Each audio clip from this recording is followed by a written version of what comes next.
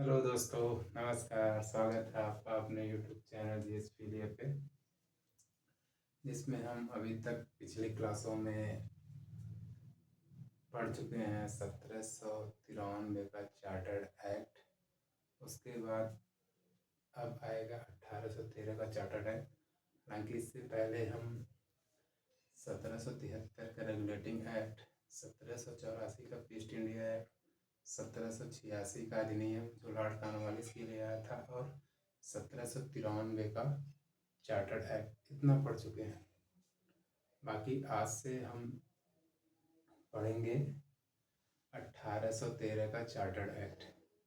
ठीक, तो 1813 का चार्टर्ड एक्ट पढ़ने से पहले हम उसके थोड़े से बैकग्राउंड को देखते हैं। उसके बाद हम देखेंगे इसमें आखिर क्या क्या इम्प्रूवमेंट हुआ या क्या क्या इसमें टॉपिक है, कि कौन कौन सा पॉइंट है। ठीक, तो हम देखते हैं इसका सबसे पहले 1813 के चार्टर्ड एक्ट का बैकग्राउंड का मतलब मैंने 1793 का चार्टर्ड एक्ट आपको पढ़ाई दिया है, और उसमें बताया था कि कंपनी के व्यापारिक एकाधिकार को 20 साल के लिए बढ़ा दिया गया। ठीक, अभी 20 साल में क्या क्या अंतर आएगा, ठीक, क्या क्या ये ब्रिटिश ईस्ट इंडिया कंपनी व्यापार में क्या क्या करेगी जिससे भारत पे प्रभाव पड़ेगा, इसको हम देखेंगे। तो 17 बैकग्राउंड इसका देखते हैं। 1793 के बाद मान लीजिए ये है इंडिया, ठीक, अपना भारत, ठीक, और ये है यूके, मतलब ब्रिटेन, ठीक, यूनाइटेड किंगडम का भी इतिहास है, इस जियोग्राफी और हिस्ट्री का ही पार्ट है। अब यहाँ से जो होता है धन का हस्तांतरण होगा, भारत से धन का हस्तांतरण कहाँ होगा? यूके, ब्रिटेन, ठीक है। धन का हस्तांतरण किसके थ्रू होगा? व्यापार, ठीक, धन का हस्तांतरण किसके थ्रू होगा? राजस्व, व्यापार को ट्रेड कहते हैं, राजस्व, रेवेन्यू, और अन्य स्रोत। अन्य स्रोत में मैंने बताया था कि 1793 पहले चार्टर्ड एक्ट जब मैं पढ़ा रहा था तो उसमें बताया था कि जो बोर्ड ऑफ कंट्रोलर थे, नियंत्रक मंडल था, उसके सदस्यों को भी भारतीय राजस्व से वेतन देने का फैसला किया गया था। ठीक, और बाकी अन्य कर्मचारियों का भी वेतन भारतीय राजस्व से दिया जाता था, जिससे धन का हस्तांतरण इंडिया से कहाँ हो रहा था? यूके में। और जब यूके में धन का हस्तांतरण भारत से धन का हस्तांतरण यूके की तरफ होगा, तो यहाँ पर क्या होगा? सरप्लस मनी, मतलब पैसे की अधिकता बढ़ेगी, हाँ, पैसा बढ़ेगा। तो यहाँ पे लोग क्या करेंगे? R&D, मतलब रिसर्च एवं डेवलपमेंट पर काम करेंगे। रिसर्च एंड डेवलपमेंट भी यहाँ बढ़ेगा। अब जब रिसर्च एंड डेवलपमेंट बढ़ेगा, किसी भी चीज़ पे रिसर्च होगा, तो यहाँ पे इनोवेशन भी बढ़ेगा, मतलब आविष्कार होगा, नए नए चीज़ों का आविष्कार होगा, नए नए मशीनों का, जैसे कपड़ा बनाने की बड़ी बड़ी मशीन बनेगी, प्रिंटिंग प्रेस बनेगा, बहुत से ऐसी मशीन बनेंगी जो औद्योगिकरण के लिए आवश्यकता है। जैसे ही आविष्कार यहाँ पे नए नए मशीनों का होगा, यहाँ पे औद्योगिकरण बढ़ेगा।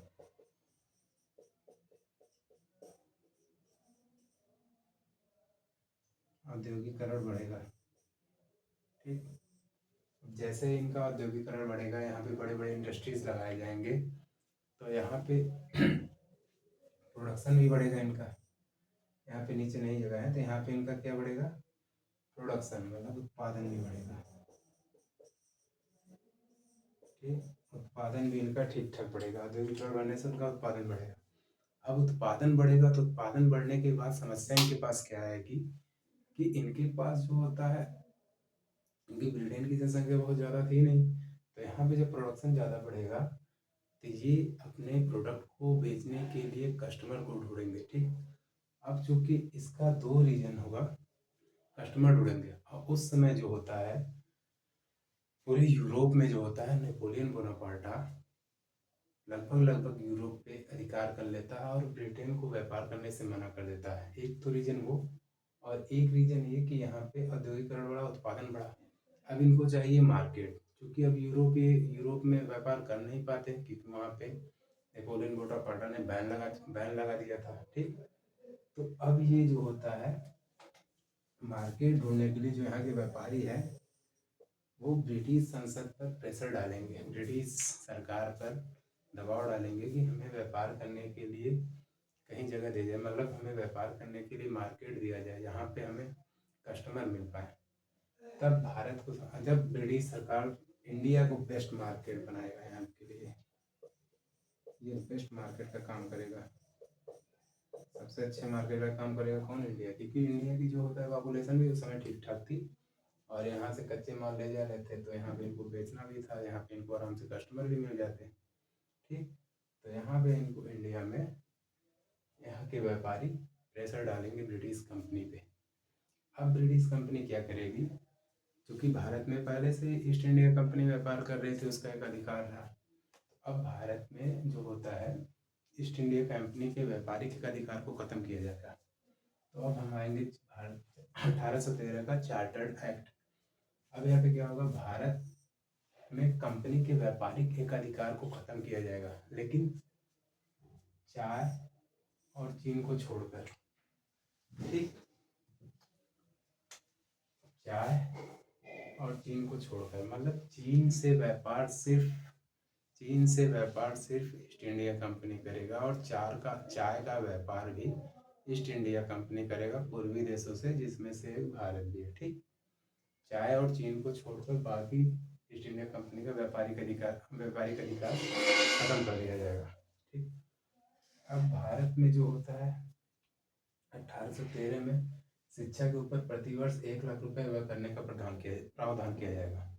अब ये शिक्षा के ऊपर क्यों मतलब खर्च करना चाहेंगे, क्योंकि जैसे ही यहाँ पे व्यापारी आएंगे तो उनको लैंग्वेज बैरियर फील होगा, तो इसके लिए ये जो होता है यहाँ की कुछ ऐसा, मतलब ऐसा खर्च करेंगे शिक्षा पे, ताकि कुछ ऐसे लोग हो जाएं जो अंग्रेजी को इजीली समझ लें और इंग्लिश बोल लें, जो एक ट्रांसलेटर का काम कर ले, इंटरमीडिएट का काम कर ले, ठीक। तो यहाँ पे प्रतिवर्ष 1 लाख रुपए व्यय करने का प्रावधान किया गया। हालांकि मातृभाषा में भी शिक्षा देने का प्रावधान किया गया प्राइमरी लेवल पे, ठीक। तो ये था, लेकिन इसके साथ एक घटना क्या होती है शिक्षा के ऊपर प्रतिवर्ष 1 लाख रुपए व्यय करने का प्रावधान तो किया गया, लेकिन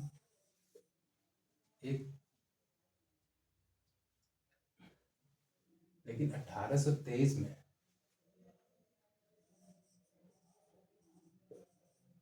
general committee of public instruction एक कमेटी बनाई जाती है, किसके लिए? General committee of public instruction. होता क्या है कि 1 लाख प्रति वर्ष के लिए व्यय करने का प्रावधान तो किया जाता है, लेकिन अभी 1823 तक होता नहीं। अगर आप ये लोग नोट कर चुके हैं तो इसको मैं मिटा दूँ, अगर नहीं किया हो तो रोक कर वीडियो रोक कर इसे नोट कर लीजिए, क्योंकि इसको मैं हटा रहा हूँ, इसको थोड़ा समझाना है, ठीक है। तो आप लोग रोक के नोट कर लीजिएगा इसको, बाकी मैं हटा रहा हूँ।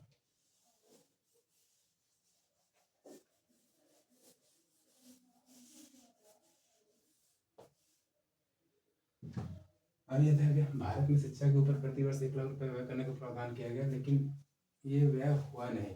तो general committee of public instruction बनाया गया, जिसका गठन होता है कब? 1823 में। इसका अध्यक्ष किसको बनाया जाता है? लॉर्ड मैकाले, ठीक। इसका अध्यक्ष लॉर्ड मैकाले को बनाया जाता है। इसका उद्देश्य क्या होता है? इसका उद्देश्य ये होता है कि मतलब इसका उद्देश्य था कि शिक्षा के लिए 1 लाख रुपए की स्वीकृति 1 लाख रुपए की स्वीकृति देना।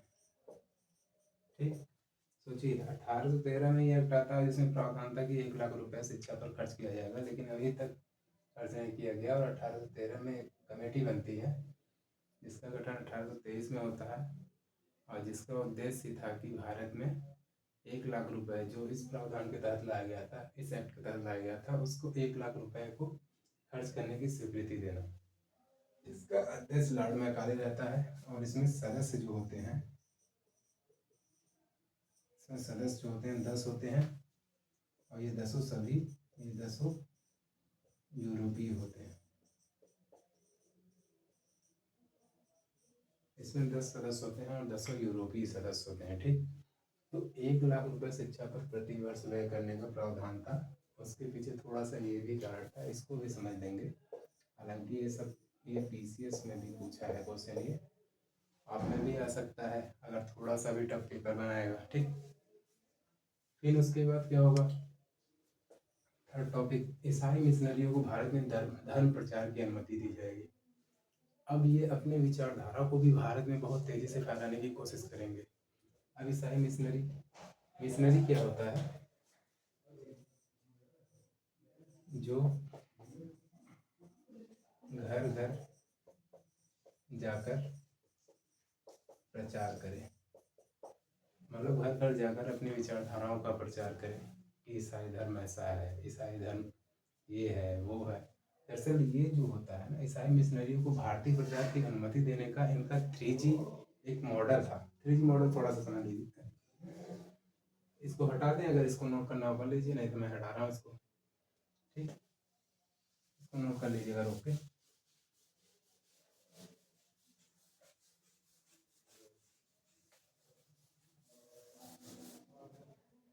ये ईसाई मिशनरी जो होता है, मिशनरी जो होती है ना, इसका अर्थ ही होता है, मिशनरी का अर्थ ही होता है घर घर जाकर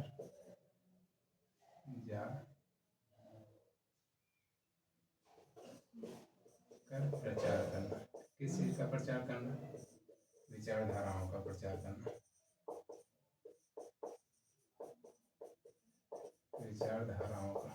ठीक, अपने विचारधाराओं का प्रचार करेंगे, अपने धर्म का प्रचार करेंगे, ताकि भारत में ज़्यादा से ज़्यादा लोग ईसाई धर्म अपना ले, जिससे ये यहाँ पे शासन इजली कर पाए। ये भी कॉन्सेप्ट था। अब ये जो ईसाई मिशनरियों को भारत में धर्म प्रचार की अनुमति दी गई, ये इनके 3G मॉडल चलता था। 3G मॉडल के कॉन्सेप्ट, 3G मॉडल था इनका। 3G मॉडल का मतलब होता है, 1G का मतलब होता है गवर्नेंस, गवर्नेंस मतलब शासन। 1G का मतलब होगा गॉड, मतलब धर्म का प्रचार।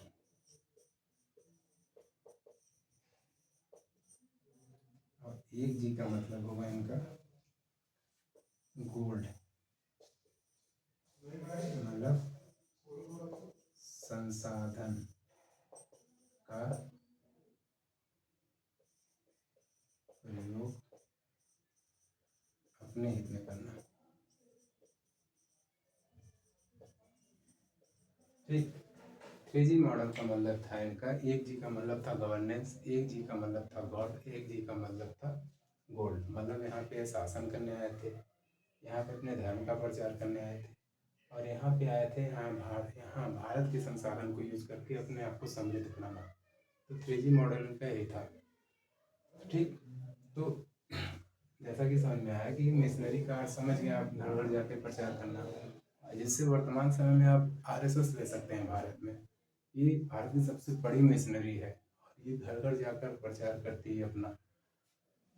ठीक, जस्ट वैसे ही मिशनरी है, भारत में RSS बहुत बड़ी मिशनरी है। जो अपना प्रचार करती है। ठीक, तो ये हो गया 3G मॉडल। आप समझे, गवर्नेंस, गोल्ड और गॉड। मतलब शासन भी करना है, अपने धर्म का प्रचार भी करना और यहाँ के संसाधन का यूज भी करना है। ठीक, अपने हित में। अब चौथा क्या था?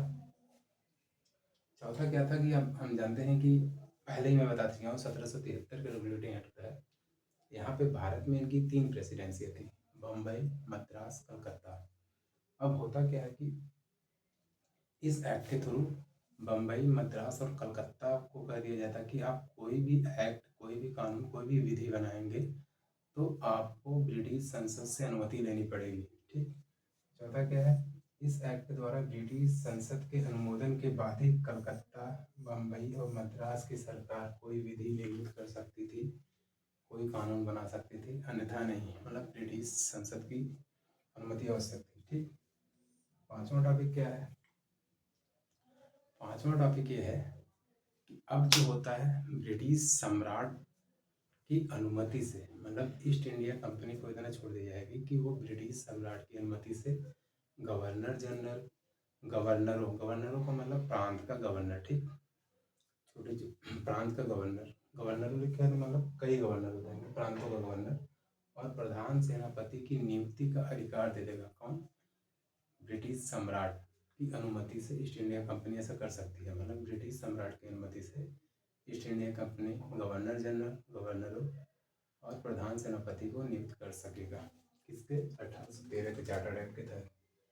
ठीक, तो ये था 1813 का चार्टर्ड एक्ट। 5 पॉइंट था इसमें। इसका बेस भी हमने पढ़ा। 1793 के बाद की इतिहास क्या था जिसकी वजह से ऐसे पॉइंट ओरिजिन हुए, जिसकी वजह से ऐसे नियम बने 1813 के चार्टर्ड एक्ट में। अब हम नेक्स्ट क्लास में पढ़ेंगे 1833 का चार्टर्ड एक्ट। ठीक है, और यहाँ पे कंपनी के अधिकार को 20 साल के लिए और बढ़ा दिया जाएगा। तो 1833 चार्टर्ड एक्ट तक चलेंगे। 1833 के चार्टर्ड एक्ट तक ईस्ट इंडिया कंपनी चाय और चीन पे रहेगा, इसका अधिकार रहेगा। मतलब पूर्वी देशों के साथ चाय का व्यापार और चीन के साथ कम्प्लीटली व्यापार ईस्ट इंडिया कंपनी के पास अभी भी 20 साल तक सुरक्षित रहेगा। तो आज के लिए इतना ही। बाकी चैनल को सब्सक्राइब करिए, लाइक करिए, शेयर करिए और जिसको ना समझ में आया वो कमेंट करके भी पूछे। कमेंट करके पूछे कि जो भी प्रॉब्लम्स हो रहा है उनको, उनके प्रॉब्लम को सॉर्ट आउट किया जाएगा। ठीक, तो आज के लिए इतना ही। बाकी कल मिलते हैं 1833 के चार्टर्ड एक्ट के साथ। तो खुश रहिए, मस्त रहिए। धन्यवाद।